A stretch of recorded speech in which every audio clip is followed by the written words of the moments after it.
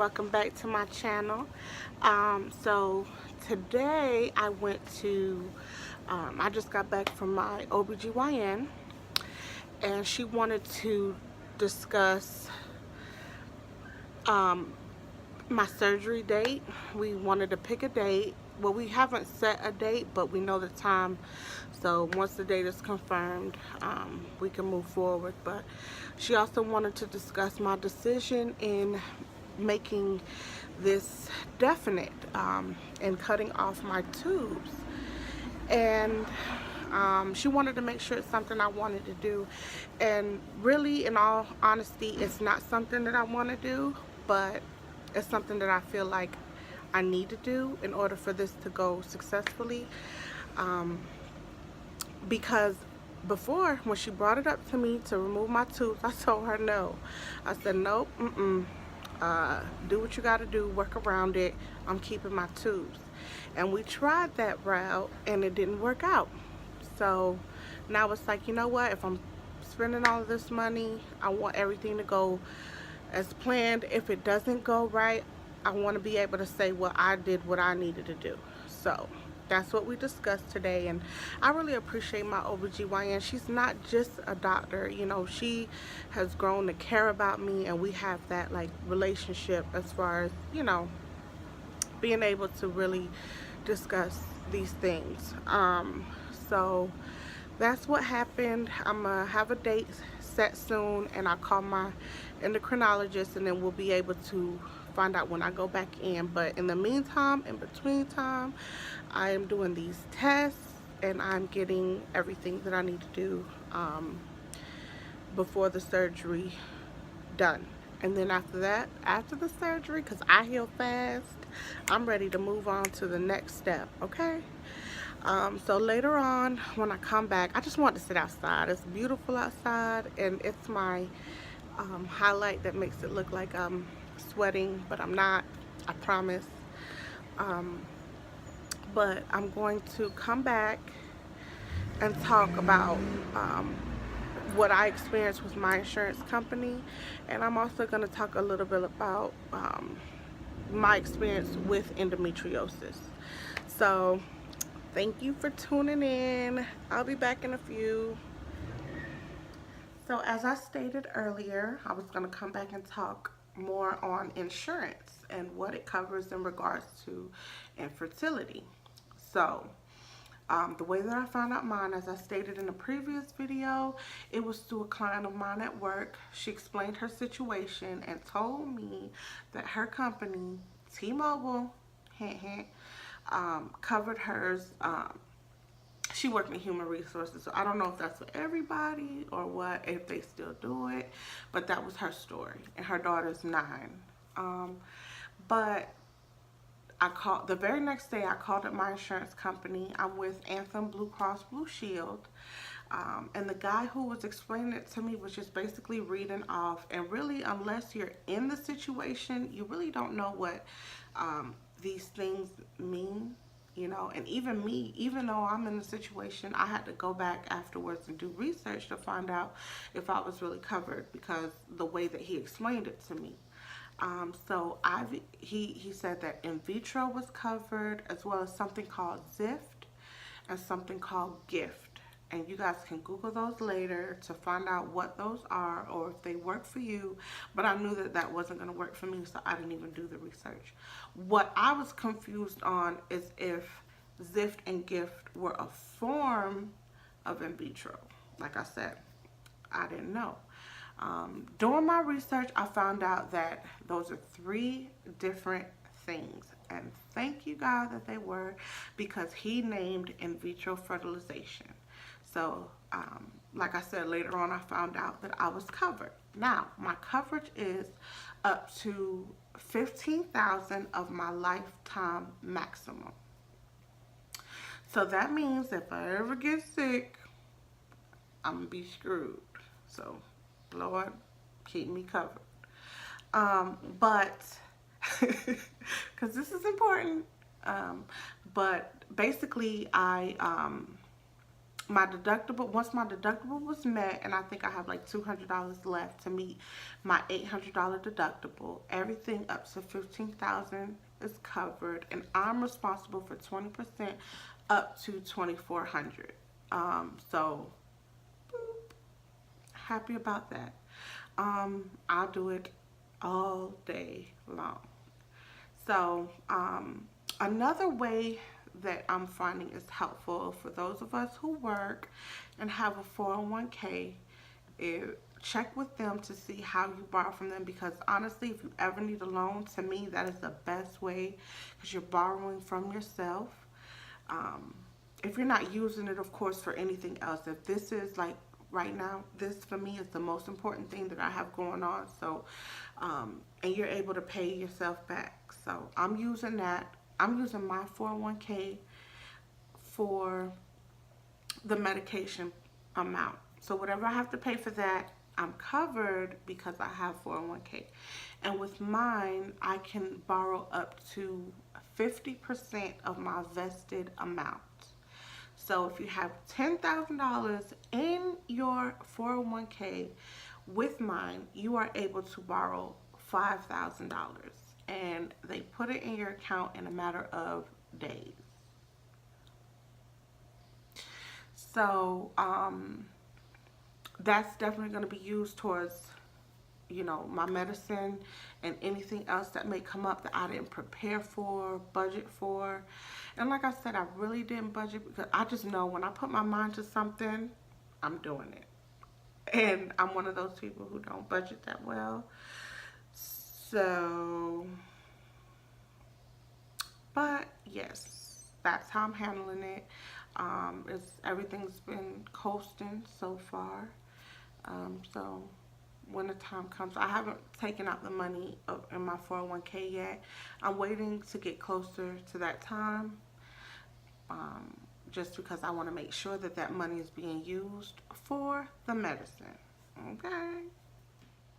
So now on to endometriosis. Um, so endometriosis is a medical condition and that has no cure. It's basically, how I explain it, is like tissue cobwebs that surround your organs in different places of your body. And the one that causes infertility is when it's in your uterus area. Uterus area. And that's where I have mine. And like I stated earlier in a different video, I was recently diagnosed with that.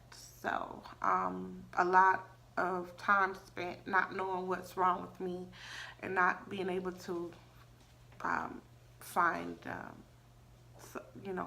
a cure. I used to get in trouble when I was younger. When my sister was buying my lady products, she'll buy 1 month and those same products are unopened and still in the bathroom the next month. She's like, why are those still here? You pregnant? What you been doing? And I'm not doing anything. But lo and behold, it was a medical condition. So I wasn't doing nothing, sis. But yeah, so it was rough dealing with it, and not knowing what it was, and having those real heavy periods, or those, and painful, and not even just on my period, like just on a regular day in pain. It was times I was in a fetal position, and one time I was living with my brother, and I had to take his 800 milligram ibuprofens just to get through the day. 2 of them, not just one. It was one early in the day, early in the morning when I woke up, and one just before bed. I just felt like my bottoms was just gonna fall out when I used the bathroom. Sorry if it's too graphic. I'm just explaining my story. So that was rough, and when I went to the doctor, they found nothing, and that was rough. Give me birth control, and that's not helping, and birth control makes me hurt even more. So, and then painful sex. So when that time comes, and I mean, I'm clenching myself because it's gonna hurt. And you know, like I said, luckily for me, I have my fiance here who's understanding. So he knows, you know, and we've had that conversation. Like, it's gonna be times where it's gonna hurt, and you know, I just need you to be gentle with me. And we sometimes use a lubricant to help ease the pain. And what I did find is that even if you're not, if you get moist, you know, let's talk about the elephant in the room. You know, sometimes you won't get moist, but if you do get moist, it may still hurt. So I found that just even using lubricant will help ease the pain, because it's gonna lessen the pressure. Okay, so if you're suffering from that, you know, you have a man, you gotta do what you gotta do, but you gotta make it work for you. And like I said, luckily for me, he understands. Another thing that I have, sometimes I have to leave work early because I'm in so much pain I can barely walk. And if I can't walk, I can't work because I'm not at a desk job, you know? I'm in retail sales, so I have to be able to move around the floor. And customers are not really forgiving. They'll see you limping and don't care. What they want is what they want. And if you want their money, you got to do what it takes. And there's nothing wrong with that. You're spending your money. You deserve that service. And so when I realize I can't provide, I will go home. That's cutting into my pockets. And then when I am at home, if I'm off for 2 days and my cycle just comes on, I'm in a fetal position in pain with the heating pad, can't move all day because I'm in pain. So now, you know, I haven't cleaned the house, I haven't done my chores, I haven't done what's needing to be done. And like I said, luckily for me, now that I know what's going on, I was able to explain my situation and he understands. So I don't have to hear, oh, you're lazy or you're just making it up. Because people don't understand. Like, if they don't have it, sometimes people are like, girl, I got cramps too. It ain't that bad. But do you have endometriosis though? Okay. It's a whole nother ballpark. You wouldn't begin to understand. So I'm very fortunate to find those people who are understanding and knowing and hearing about it, because it's just now getting on the commercials and stuff. So people are noticing that it's pain, and it's not just pain when you're on your cycle.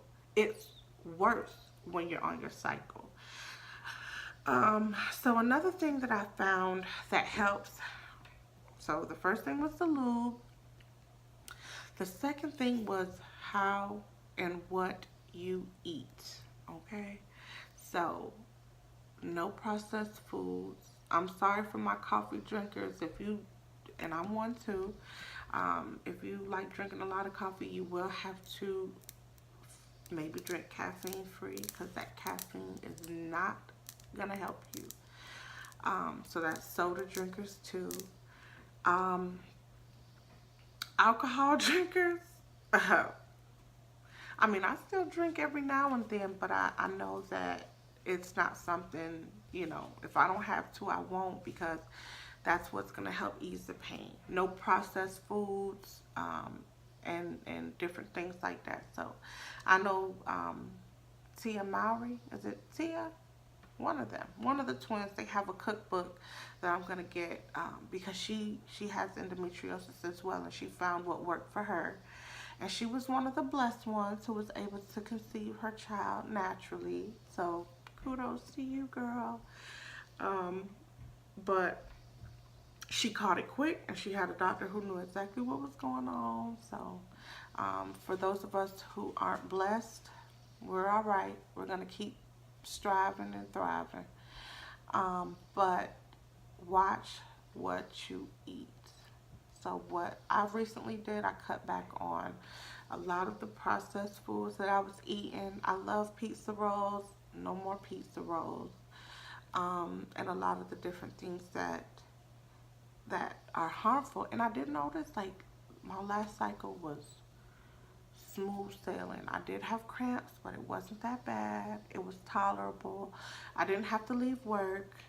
And not just my last cycle, but a couple of them ever since I made the change. So um, that worked. So ladies, if I missed anything or if you have any other suggestions for me, um, please, you can comment them below because I will read it. I will reply. And thank you for watching. If you're new here, please subscribe. Please like. I can't talk today. Please subscribe and like my video, and you'll be hearing from me soon.